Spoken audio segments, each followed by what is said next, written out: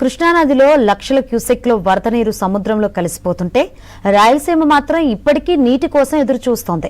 కరువును తరిమికొట్టి సీమను సస్యశ్యామలం చేయాలన్న మహత్తర లక్ష్యంతో ప్రారంభమైన గాలేరు నగరి సుజల స్రవంతి ప్రాజెక్టులో గోరుకల్లు బ్యాలెన్సింగ్ రిజర్వాయర్ కీలకంగా మారింది.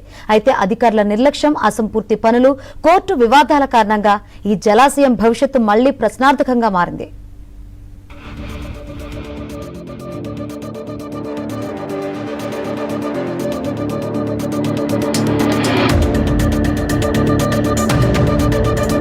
అప్పటి ముఖ్యమంత్రి ఎన్టీ రామారావు 1985లో గాలేరు నగరి ప్రాజెక్టుకు రూపకల్పన చేశారు. కృష్ణా జలాలను రాయలసీమకు తరలించాలన్న చారిత్రాత్మక ఆలోచనకు రూపంగా నిలిచిన ప్రాజెక్టులో భాగమే గోరుకల్లు రిజర్వాయర్ అని చెప్పుకోవాలి.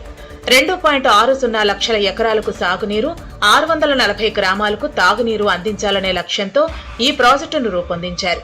ఈ మహా ప్రాజెక్టు రాయలసీమకు గుండెకాయలా ఉంటుంది. గోరుకల్లు బ్యాలెన్సింగ్ రిజర్వాయర్ ను 12.44 టీఎంసీల నిల్వ సామర్థ్యంతో నిర్మించారు. ఈ జలాశయం నుంచే అవుకు, గండికోట, చిత్రావతి, పైడిపాలెం, సర్వారాయ సాగర్ తదితర జలాశయాలకు కృష్ణా జలాలు చేరాల్సి ఉంది. అంటే గోరుకల్లు నిండితేనే రాయలసీమ పచ్చబడుతుంది.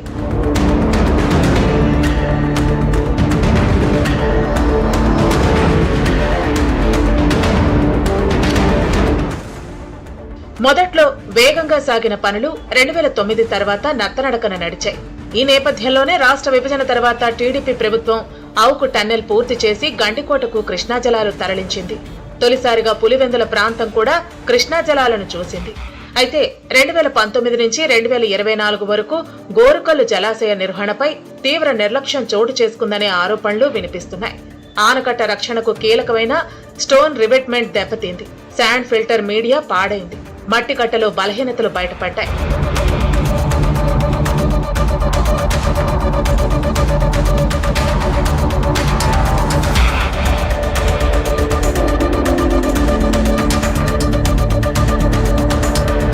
ఆనకట్ట 2600 మీటర్ల నుంచి 3400 మీటర్ల మధ్య 4 ప్రాంతాల్లో సుమారు 200 మీటర్ల మేర రాతి పరుపు జారిపోయినట్లు ఇంజనీరింగ్ తనిఖీల్లో గుర్తించారు.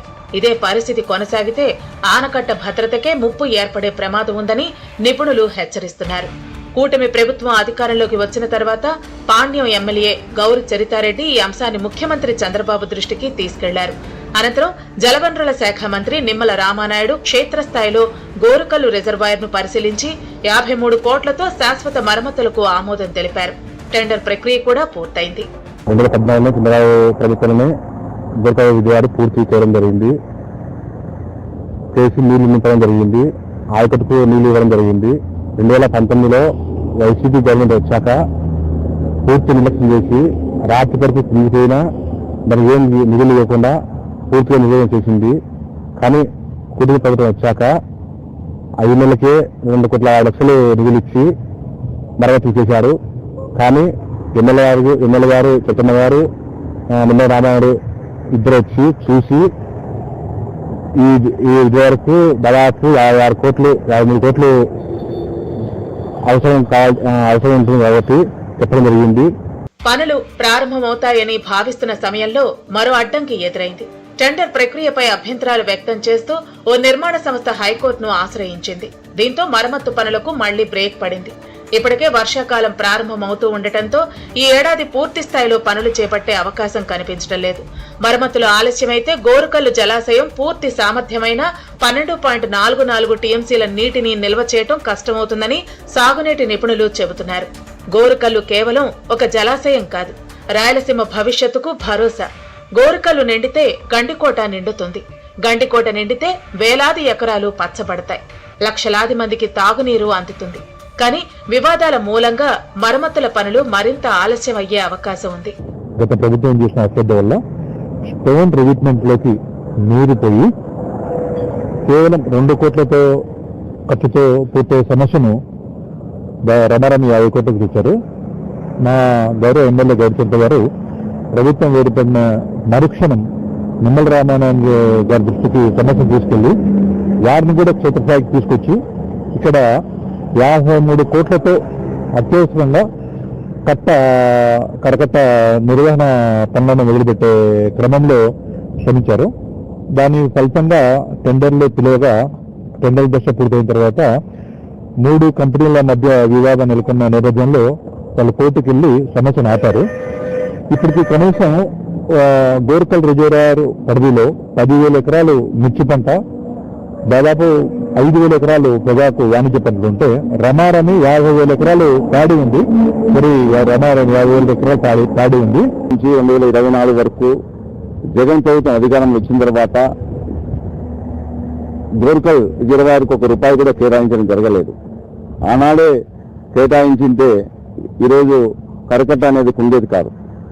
ఇప్పుడు ఉన్నది కూటమి ప్రభుత్వం వచ్చిన తర్వాత ఎమ్మెల్యే కృషితో, శ్రీమతి గౌరీ చంద్రారెడ్డి కృషితో 53 కోట్లు మంజూరు కావడం జరిగింది.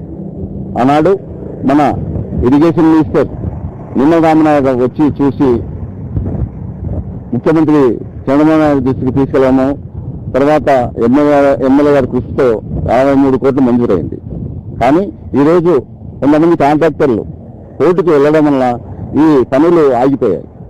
ఇది రైతుల దృష్టిలో పెట్టుకొని కూడా, ఎందుకంటే రైతులకు గుండెకాయ లాంటి గోర్కలను ఖచ్చితంగా మరమ్మతులు చేపట్టి త్వరగా అక్కడ ఈరోజు ప్రస్తుతము 12.5 టీఎంసీ నిల్వ ఉంచవచ్చు. కానీ ఈ కరకట్ట కుంగడం వల్ల కూడా కొద్దిగా ఇబ్బంది ఉంది.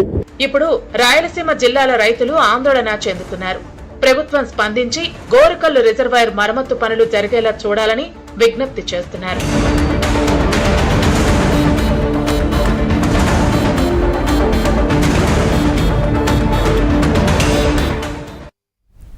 ఆలుగడ్డ పంట సాగు